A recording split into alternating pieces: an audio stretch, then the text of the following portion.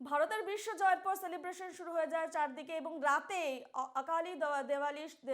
অকাল দেওয়ালি দেশ জুড়ে দিল্লি, মধ্যপ্রদেশ, মহারাষ্ট্র, উত্তরপ্রদেশের সেলিব্রেশনে মেতে ওঠেন ক্রিকেট প্রেমীরা। চারটি ছবি আপনারা দেখতে পাচ্ছেন, দিল্লি, মধ্যপ্রদেশ, মহারাষ্ট্র, উত্তরপ্রদেশ। একেবারে ভারতের বিশ্ব জয়ের পর এভাবে সেলিব্রেশন শুরু হয়ে যায় ভারতবর্ষের বিভিন্ন প্রান্তে।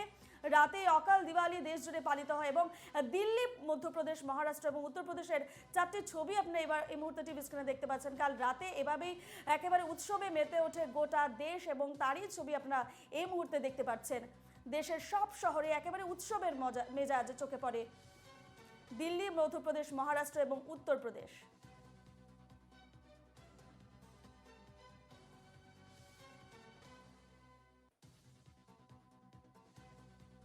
সেলিব্রেশনে মেতে উঠেছে গোটা দেশ। যে চারটি ছবি আপনারা দেখতে পাচ্ছেন, কাল রাতে ভারতের জয়ের পরে এইভাবেই একেবারে সেলিব্রেশন শুরু হয়ে যায় ভারতবর্ষের বিভিন্ন প্রান্তে এবং সেই ছবি দেখতে পাচ্ছেন দিল্লি, মধ্যপ্রদেশ, মহারাষ্ট্র এবং উত্তরপ্রদেশ। চোখ রাখবো এবার কলকাতায়। সেলিব্রেশনে মেতে উঠেছে যেহেতু গোটা দেশ, তার পাশাপাশি কলকাতাতেও একই ছবি ধরা পড়ে।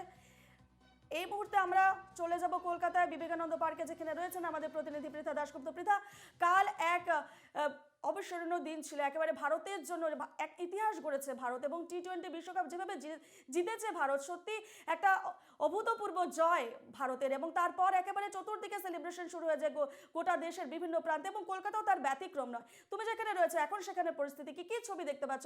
ক্রিকেট প্রেমীদের মধ্যে কতটা উত্তেজনা, উদ্দীপনা এবং তারা কি বলছে?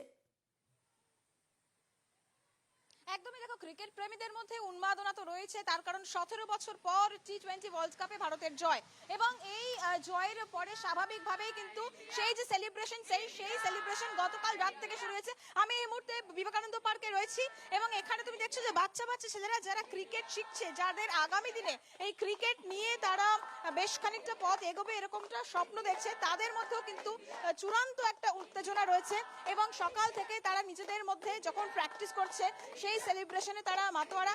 17 বছর পরে টি-20 ওয়ার্ল্ড কাপ জিতলো, এটা কোথাও টিম গেম কি মনে হচ্ছে? হ্যাঁ, এটা একটা টিম গেম, কেন কি সবাই নিজের পুরো 100% দিয়েছে আর সবাই কন্ট্রিবিউট করেছে ইন্ডিয়া টিমের জন্য আর ইন্ডিয়া টিমকে ওয়ার্ল্ড কাপটাকে জিতিয়েছে। আচ্ছা, রোহিত শর্মা, আমরা জানি 2023-এ 50 ওভারের যে বিশ্বকাপ ছিল তাতে ভারতকে তুলেছিল, এবার চ্যাম্পিয়ন পরপর 2 বছর। কি মনে হচ্ছে রোহিত শর্মার এই ক্যাপ্টেনশিপটা, এটা কতটা গুরুত্বপূর্ণ?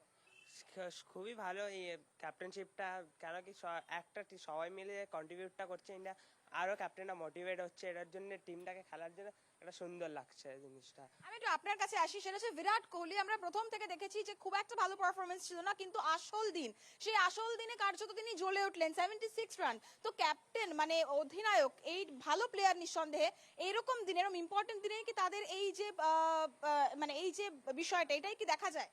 হ্যাঁ, এটাই দেখা যায় ম্যাম। অ্যাকচুয়ালি ব্যাপারটা হচ্ছে যে ক্যাপ্টেনশিপ যে শুধু টিমের জন্য হচ্ছে না, ক্যাপ্টেন একটা যে টোটাল টিমকে মোটিভেট করা। আর এই যে বিরাট কোহলি যে এতদিন রান পাচ্ছিলেন না, তারপরে এই যে তার উপর টিম যে ভরসা রেখেছে, এটাই তাকে বেশি মোটিভেট করে। মানে এটাই কি একজন বড় ব্যাটসম্যানের পরিচয় এটা, একদম একদম। এবং 76 রান প্রথম থেকে তো তেমন ভাবে পারফরমেন্স ছিল না। হ্যাঁ হ্যাঁ, ঠিক তাই, প্রথম থেকে জানি। কিন্তু এই যে টোটাল যে ম্যাচটা থেকে গিয়ে লাস্ট ম্যাচে রান করা, তাকে যে রান না পাওয়ার বেদনাটাকে ভুলিয়ে দিয়ে তাকে আবার ম্যাচে ফিরিয়ে আনা, এটা একটা টোটাল ক্যাপ্টেন এবং টোটাল টিম তাকে মোটিভেট করা। এবং তার জন্য বিরাট কোহলি কিন্তু আরো নিজেকে মোটিভেট করে রানটা করতে সক্ষম হয়েছে। কিন্তু বিরাট কোহলি তিনি তো এই যে টি-20 ম্যাচ সেটা খেললেন লাস্ট, তো সেটা নিয়ে কতটা মন খারাপ? সত্যি প্রচুর মন খারাপ। এত বড় একটা প্লেয়ার যখন রিটায়ারমেন্ট নেয়, সবারই একটা মনে দুঃখ হয়। মানে সবার একটা আইডল হয়ে দাঁড়িয়েছে বিরাট কোহলি, একটা খুব বড় নাম। রোহিত শর্মা আছে আমাদের সঙ্গে, কিন্তু দুঃখ আমরা জিতেছি সেইটুকু খুশি আমাদের হতে দিল না। বিরাট কোহলি শেষে রিটায়ারমেন্ট করলো, সেটুকু 0.5% হলেও আমরা দুঃখিত। যাই হোক, 0.5% হলেও দুঃখিত।